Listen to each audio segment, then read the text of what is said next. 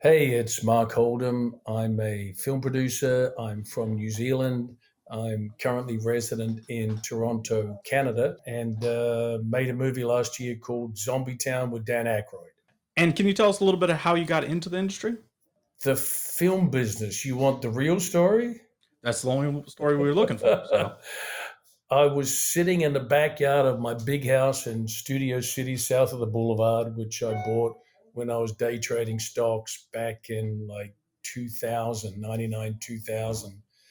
And my wife had left and taken my kid and got the restraining order. So I was sitting there going, what am I going to do with my life out in the backyard?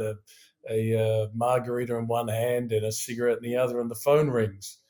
And it's a lady who was working for an office that was raising money for movies and boiler room, I think they call it. And so, I had a big house with a big mortgage, so they would call people like me, you can buy those lists. And I'm sitting there and the phone rings and I think, oh, I got nothing to lose. So I pick up the phone and she starts on a pitch. And it's this pitch going, well, we're looking for people to put money into movies. And I guess I wasn't that drunk. So I carried on with the conversation. She does the pitch and said, so have you made any movies already? And she goes, yeah, we made 3 movies. And I said, well, have you had any of them released? What's your success rate in the distribution of the movies you made? We said, none of them being released. And, I just came out of the brokerage business and I used to be a road manager and a record company executive. And I said, I sell movies. Why don't you hook me up and I'll sell your movies for you? so you got in more as like a brokerage just off a phone call. Yeah, it was unexpected. And I had no plans to be in the film business. And what did they go with you? And how if they did, how did you distribute movies? That, Because it was totally different back then. that was Blue Hill Avenue. This Oh, was really? the group that financed Blue Hill Avenue. And, it was a typical film business story. They had made a nice movie. It's still selling. It had played in the Black Film Festival in Acapulco. I think it won the Best Movie Award there. And there had been an offer from Sony Screen Gems for $1 million, I remember. And the movie cost about three, I think, a little under $3 million. And so the producers were holding out for a better offer. So I took the, again, I wasn't a film guy at that point. I just looked up what people did with movies and who were distributing movies. And I called the people who distributed movies with African American actors in it, because that's what it was. It was an urban drama, about a young bunch of young kids who got into the drug business. And in the end, we did a deal with Artisan for a lot less money than $1 million, because the $1 million offer was gone. And they released it in 3 theaters. It was in the Magic Johnson theaters, and I think 2002, it finally got released. And it still sells on video and on streaming platforms today. Cool movie. And how did you get into your next film after that? You start looking around when you see that there's money to be made. And that was a real learning experience, because the movie wasn't finished for distribution. It was okay to play in a festival. You don't have to license all the music. You don't really have to finish it. But there were some songs on there we couldn't license. There was a drama with the guy who did the music. He ended up threatening me with a shotgun at his house because we wouldn't sign his music licenses. And so we went around him and had somebody else sign him on his behalf, which was completely legal. And he invited me over and threatened me with a shotgun to take it all back. And, of course, when you've got a shotgun staring at you, you stop and you go, yeah, I'll sign that, no problem.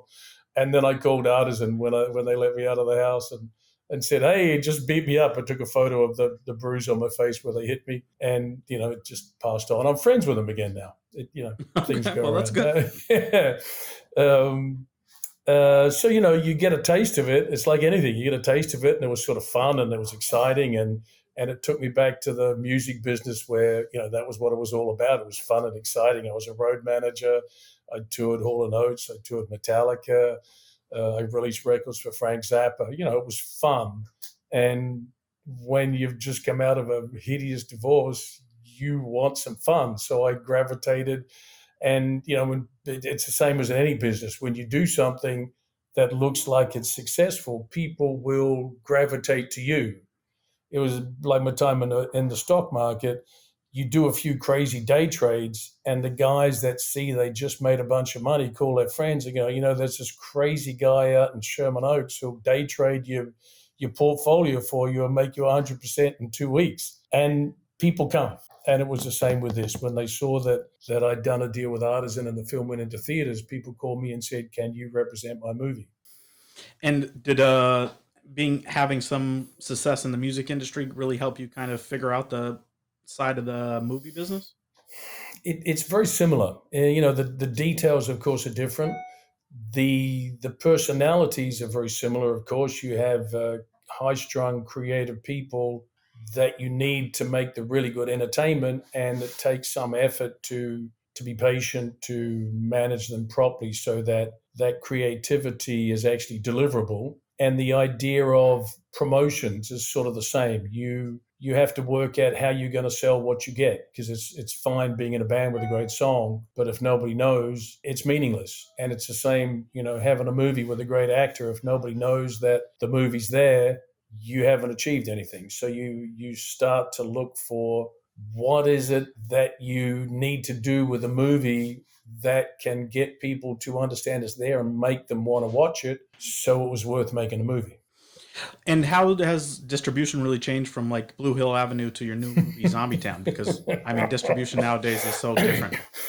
Distribution is really different, and it was like in the music business. I joined up with this band Dragon. Before I joined them, this is way back in the 80s in Australia, they had been hanging out with Mr. Asia, who was the preeminent drug dealer coming out of Southeast Asia into Australia, and they were completely crazy.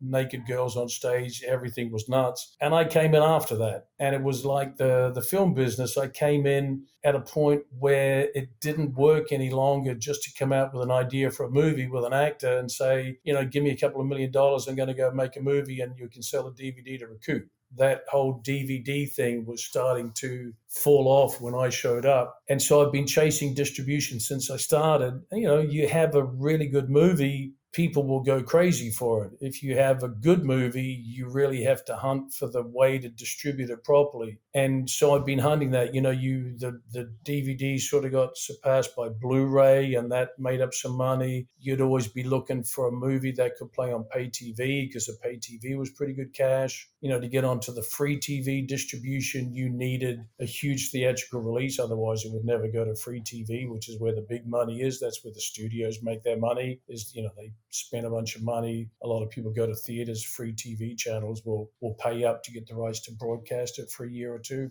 And I worked acquiring movies for Netflix for a while when they opened up in France and Russia. I was one of the guys they called when they were looking for independent movies to stock that streamer demand for movies in France and Russia. And now it seems to have come around again, where you're hunting again, not so much for just a regular distributor, but you're looking for somebody really creative. Like my last movie, Zombie Town, we're now pitching my friends who understand the nature of marketing in different territories. And I'm going out there and going, I got a movie which is a Halloween movie, and it's a movie from the writer of Goosebumps, and it's a movie that's on Hulu, and it's a movie with Dan Aykroyd.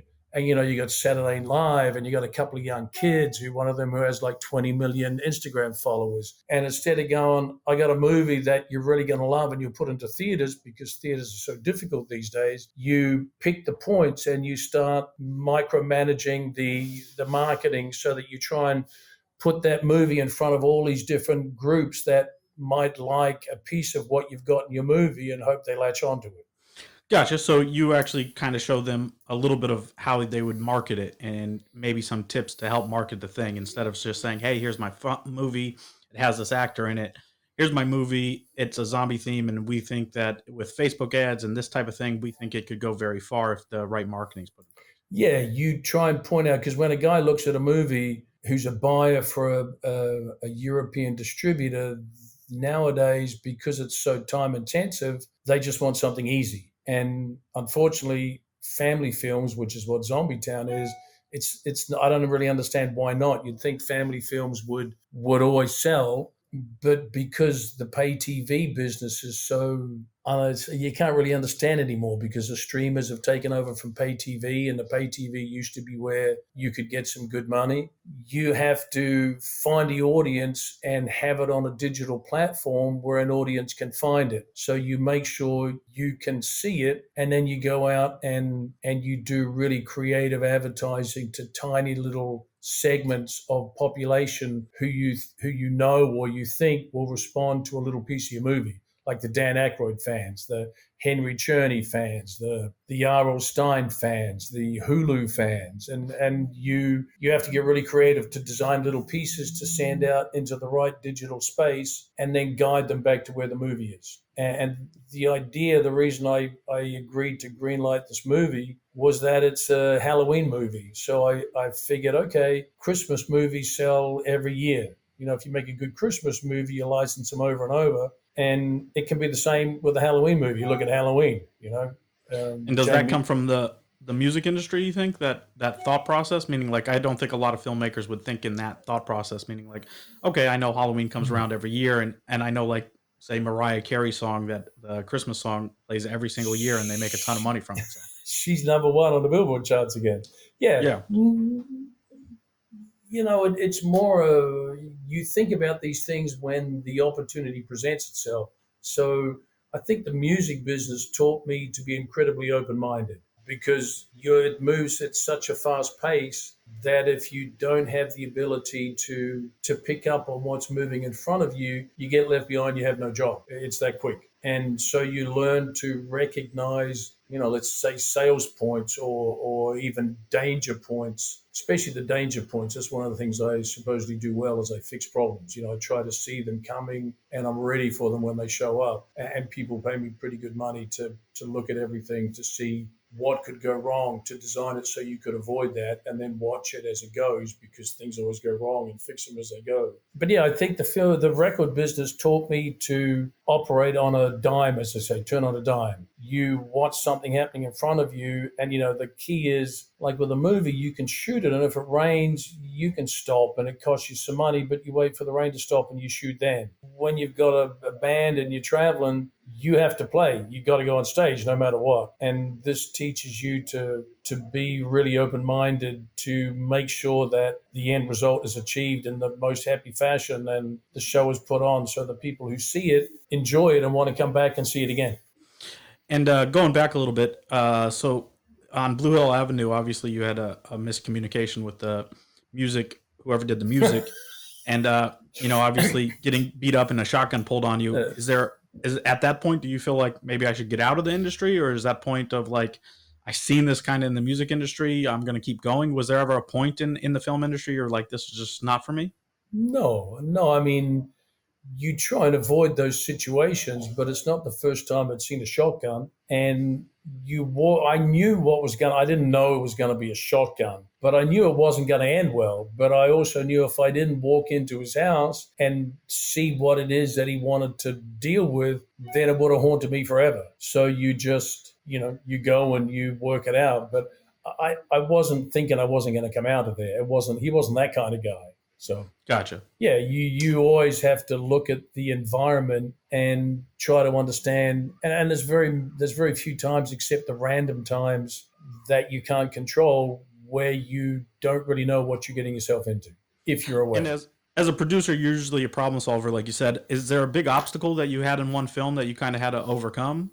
Mostly it's the cash. You get to the point where there's an actor showing up in a few days, and the producer calls and says, we run out of money. Can you find some more money so we can get the actor on set? Yeah, we had that with Lindsay Lohan. I did a film with her that was Right. quite difficult. Yeah, she's got a reputation in and of herself. But yeah, when you're out on the independent film world, and people are saying, "Yeah, I'll give you some money." Oh, that's worth that much, and you get all these ideas, and you think, "Oh, yeah, I'll make the movie," and then something falls apart. Some guy says, "No, I lost my money, or I gave it to somebody else, or I never was really going to give it to you." One of the first movies I tried to make, like Blue Hill, I came in late. It was already made. I finished it and I distributed it. I tried to make a movie with Lawrence Fishburne about 12, 13 years ago. And he read the script and there was a contract. It was all about to be signed. And the guy who said he was going to put up the $2 million in cash, I had $3 million, banked against the collateral of the film, the tax credit, the distributions deals. And he didn't like my choice of actress. I wanted Diane Kruger to play the girl with Lawrence Fishburne. And I looked at him and said, "You don't have the money, do you?" And he's going, "No, no, I just don't like your actress." I go, "You don't have the money, do you?" And he's finally says, "You're right. I don't have the money." You're just looking for a way out, kind of. Yeah. And then my last question is, what advice would you give to like a new filmmaker? Be ready to stay in it and learn. And you'll never learn everything. So it's a patience game. You have to watch how people do it because there's no real school to go to learn how to be a film producer. You have to learn by experience. So you dive in and you keep your patience, keep your control, and just watch what's going on and pick up as much as you can and be prepared to be in it for years because it takes a long time to have any idea how really movies get made.